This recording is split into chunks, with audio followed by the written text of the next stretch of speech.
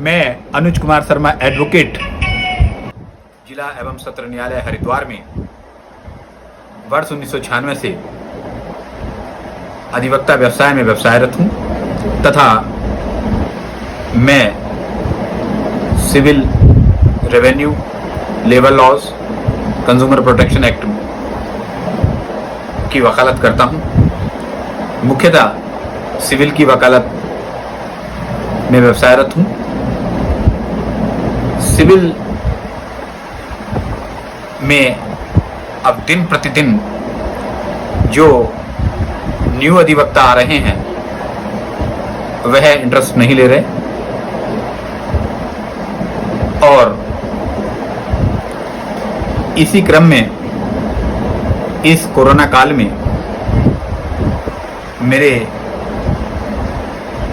Mind में यह आया कि क्यों ना हम सिविल प्रक्रिया संहिता 1908 की एक को क्रमबद्ध रूप से आने वाले अधिवक्ताओं के लिए, विधि के छात्रों के लिए तथा जो प्रतियोगी परीक्षाओं की तैयारी कर रहे हैं उनके लिए सिविल प्रक्रिया संहिता को क्रमबद्ध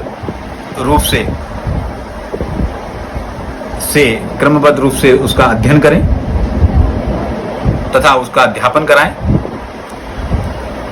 इसी के परिप्रेक्ष्य में ताकि क्रमबद्धता बनी रहे मैं मॉडर्न लॉ हाउस की बुक सिविल प्रक्रिया संहिता 1908 को फॉलो करते हुए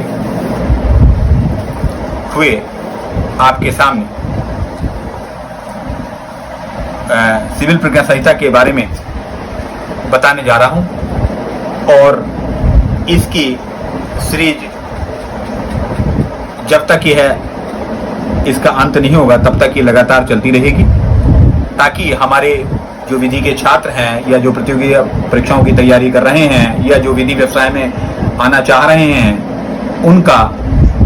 उनका सिविल के प्रति स्नेह बना रहे और वो सिविल की वकालत करें। इसी क्रमबद्धता को लेते हुए आज मैं आपके सामने सिविल प्रक्रिया संहिता 1908 को प्रारंभ करने जा रहा हूं। प्रारंभ में सिविल प्रक्रिया संहिता में हम धाराओं पर जाएंगे, उसके बाद आदेशों पर जाएंगे। तो सबसे पहले मैं धारा 1 जिसमें सिविल प्रक्रिया संहिता का संक्षिप्त नाम, प्रारंभ और विस्तार द्विभाषी में लाभान्वित करूंगा। संक्षिप्त नाम, प्रारंभ और विस्तार। इस अधिनियम का नाम सिविल प्रक्रिया संहिता 1908 है। यह सन 1909 की जनवरी के प्रथम दिन को प्रवर्त हुआ और इसका विस्तार जम्मू कश्मीर राज्य, नागालैंड राज्य और जनजातीय क्षेत्रों के सिवाय संपूर्ण भारत पर है। साथ ही साथ सेक्शन 2 यानी कि short title commencement and extend this act में B cited at the Code of Civil Procedure 1908. It shall come into force on the first day of January 1909 में यह प्रवर्त हुई। डेफिनेशन परिभाषाओं में धारा 2 मुख्यतः है। धारा 2 में परिभाषाएं हैं। इनमें सबसे पहले धारा 2(1) में संहिता के अंतर्गत नियम आते हैं, यानी कि धारा 2(1) कोड इंक्लूड्स रूल, यानी कि संहिता के अंतर्गत नियम आते हैं। धारा 2(2) में डिग्री की परिभाषा अमूमन आपने देखा होगा कि विधि के छात्रों के लिए, प्रतियोगी परीक्षाओं के छात्रों के लिए तथा हमारे जो लॉ प्रोफेशन में आ रहे हैं सिविल साइड में, उसमें ये डिग्री की परिभाषा मेन है। 2(2) में डिग्री से तात्पर्य ऐसे न्याय निर्णय की प्रारूपिक अभिव्यक्ति अभिप्रेत है कि जहां तक कि वह उसे अभिव्यक्त करने वाले न्यायालय से संबंधित है, बाद में के सभी या किन्हीं विवादग्रस्त विषयों के संबंध में पक्षकारों के अधिकारों का निश्चायक रूप से अवधारण करता है। डिग्री, और वह या तो प्रारंभिक या अंतिम हो सकेगी।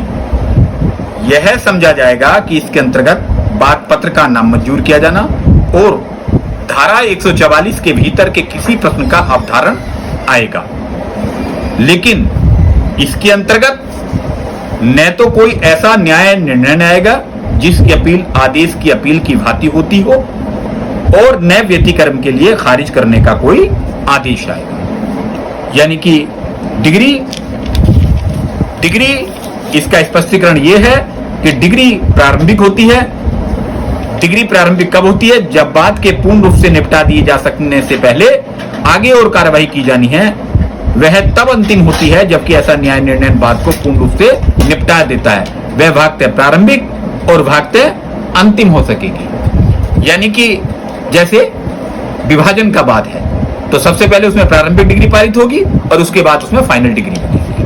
तो अब इसका English translation, decree means the formal expression of an adjudication which so far as regards the court expressing it conclusively determines the rights of the parties with regard to all or any of the matters in controversy in the suit and may be either preliminary or final, and it shall be deemed to include the rejection of a plaint and the determinants of any question within the section 144 but shall not include any adjudication from which an appeal lies as an appeal from an order or any order of dismissal for default।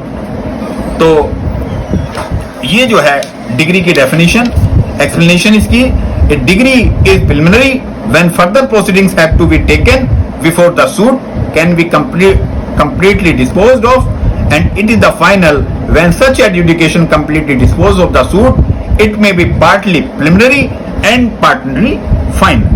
ये degree की definition मैंने आपको बताई section 22 CPC civil procedure code में। This is the very important to law students, to competitive students and to new commerce advocates and in judicial system. Section 23 यानी कि धारा 2(3) में डिग्रीदार से तात्पर्य ऐसे व्यक्ति से अभिप्रेत है जिसके पक्ष में कोई डिग्री पारित की गई है या कोई निष्पादन योग्य आदेश किया गया है।